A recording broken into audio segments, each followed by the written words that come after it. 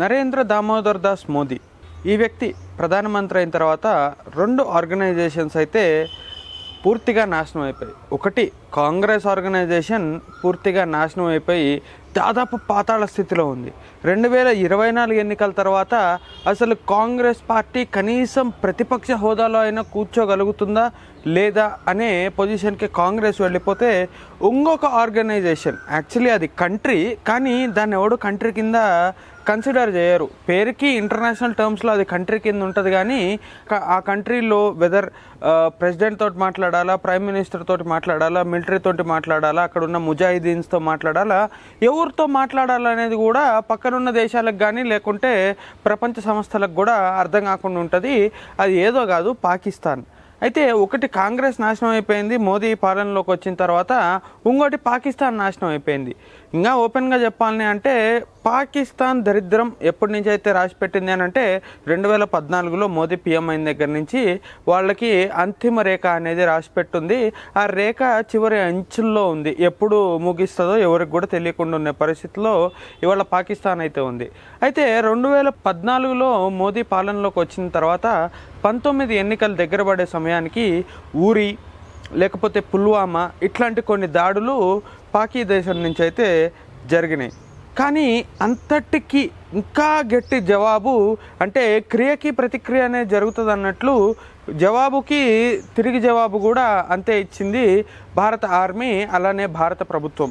నరేంద్ర దామోదర్ దాస్ మోదీ ఇంతకు ముందు చెప్పినట్లు మేము బాలాకోట్లో ఎయిర్ స్ట్రైక్స్ చేసిన తర్వాత మొదటిగా మేము ఎవరికన్నా ఇన్ఫామ్ చేసినాము మేము ఇక్కడ స్ట్రైక్స్ చేసినాము అని అంటే అది ఫస్ట్ పాకిస్తాన్కే మేము ఇంటిమేట్ చేసినాము, ఆ తర్వాత వేరే ప్రపంచ దేశాలకు తెలిపినామని ఆయన సగౌరవంగానే చెప్పినారు ఆ రోజుల్లో 2019 ఎన్నికల దగ్గరలో ఉన్నప్పుడు. మళ్ళీ ఇప్పుడు 24 ఎన్నికల దగ్గరకు వచ్చిన తర్వాత డైరెక్ట్గా మిలిటరీ వెళ్ళి ఎయిర్ స్ట్రైక్కో లేకుంటే సర్జికల్ స్ట్రైక్స్ చేయట్లేదు కానీ అన్నోన్ మ్యాన్ వాళ్ళ పాదాలకి నా వందనాలు, ప్రతి అన్నోన్ మ్యాన్ పాదాలకి నా వందనాలు. అన్నోన్ మ్యాన్స్ ద్వారా అయితే ఇండైరెక్ట్గా ప్రభుత్వమే అక్కడ ఒక్కొక్కడిని అదే 72 మంది దగ్గరికి పంపించే స్కీమ్ని అయితే అమలు చేసింది. పాకిస్తాన్లో వారానికి ఒకడు లేకుంటే 2-3 రోజులకు ఒకడు 72 మందిని అయితే కలుస్తూ ఉండటం జరుగుతూ ఉంది. అయితే ఇవన్నీ కూడా క్రెడిట్ మోదీకే ఇవ్వాలి. ఎందుకంటే రాకి కానీ లేకుంటే అట్లాంటి సంస్థలకు కానీ ఫ్రీ హ్యాండ్ ఇచ్చినటువంటి ఘనత అయితే ఖచ్చితంగా నరేంద్ర దామోదర్ దాస్ మోదీదే.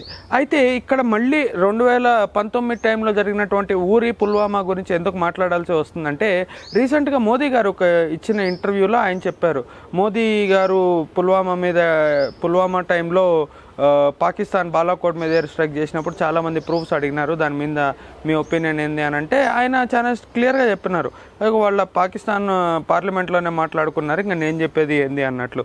బట్ స్టిల్ ఇప్పటికీ కాంగ్రెస్ అండ్ లెఫ్ట్ వర్గాలన్నీ కూడా మొత్తుకుంటూ ఉంటాయి, అరే మాకు ప్రూఫ్లు కావాలా అని.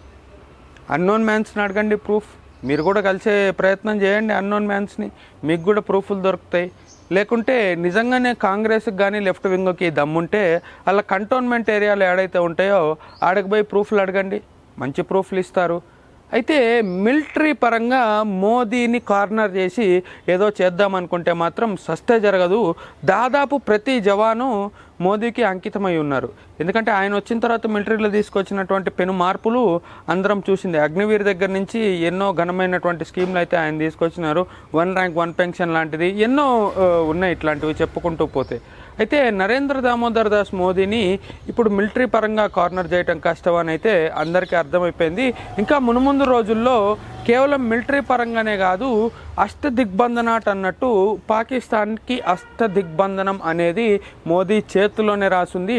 ఇంకా వచ్చే కాలంలో Pakistan is no more, once existed Pakistan అనే పేరు ఎవరి వల్ల అయితే ఇది ఎవరన్నా ఈ పని చేయగలరు, వన్స్ ఎగ్జిస్టెడ్ పాకిస్తాన్ అనే మాటని ప్రజల్లోకి తీసుకెళ్ళగలరు అని అంటే అది కేవలం మోదీతోనే సాధ్యం.